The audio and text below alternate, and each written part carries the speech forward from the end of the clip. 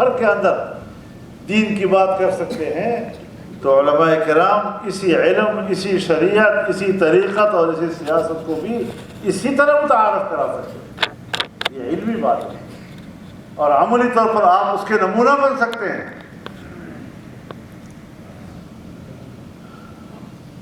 تو یہ وہ ساری چیزیں ہیں۔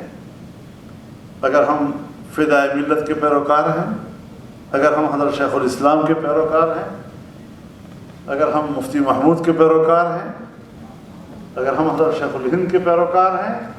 تو پھر ان کی زندگی کو سمجھنا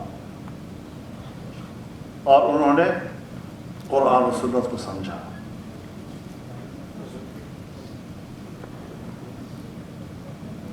حضرت فدائے ملت رحمہ اللہ، میں بہت چھوٹا تھا اس وقت، غالباً 67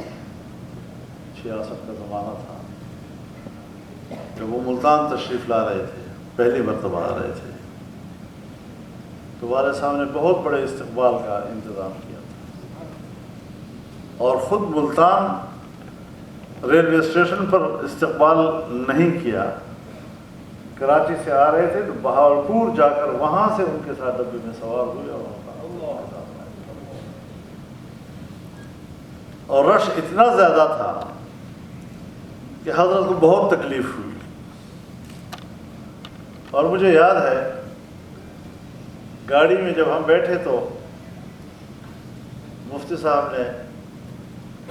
مولانا اسعد صاحب سے ذرا معذرت کے انداز میں کہا کہ حضرت آپ محسوس نہ کریں، دراصل یہ لوگوں کا حضرت شیخ الاسلام سے محبت کا اظہار ہے جو آپ کی صورت میں آپ سے ہو رہا ہے۔ تو فرمایا میں سب سمجھتا ہوں، کرا کر میں سمجھتا ہوں۔ پھر جمعے کا دن خطبہ دیا انہوں نے قلعہ کوہنا قاسم باغ پہ، بہت دنیا آئی ہوئی تھی ان کے خطبے سننے کے لیے۔ پھر اس کے بعد بھی والد صاحب کی حیات میں ایک آدھ مرتبہ تشریف لائے اور ان کی وفات کے بعد تو پھر حضرت میرے گاؤں تک آئے، میرے والدہ سے انہوں نے مفتی صاحب کی تعزیت کی اور ان کی موجودگی میں ہے اس زمانے میں میرے ہم سفر تھے ہم، اور میری گرفتاری ہو گئی جس کا ان کو بہت قلق بھی تھا، لیکن بہرحال پھر تو زندگی بھر ان کی سرپرستی اور ان کی رہنمائی حاصل کی اور جو محبت مجھے ملی وہاں سے، یقیناً اپنے والد کی شفقت اور ان کی محبت تو اپنی جگہ مسلم ہے، لیکن حضرت فدائے ملت نے جس طرح ایک بیٹی کی طرح میرے سر پہ ہاتھ رکھا،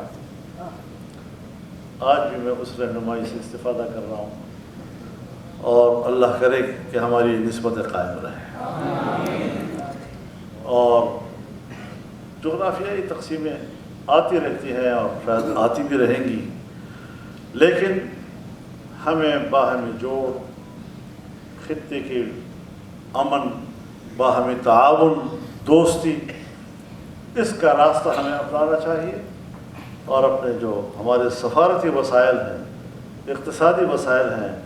وہ ایک دوسرے کے نفع پہنچانے کے لیے کام آئیں، نہ کہ ہم ایک دوسرے کی دشمنی میں اس کو سمجھیں۔ اللہ تعالیٰ امت مسلمہ کو عافیت نصیب فرمائے اور جمعیت علماء جہاں جہاں بھی کام کر رہی ہے، اللہ تعالیٰ ان کو اپنے اکابر کے نقش قدم پر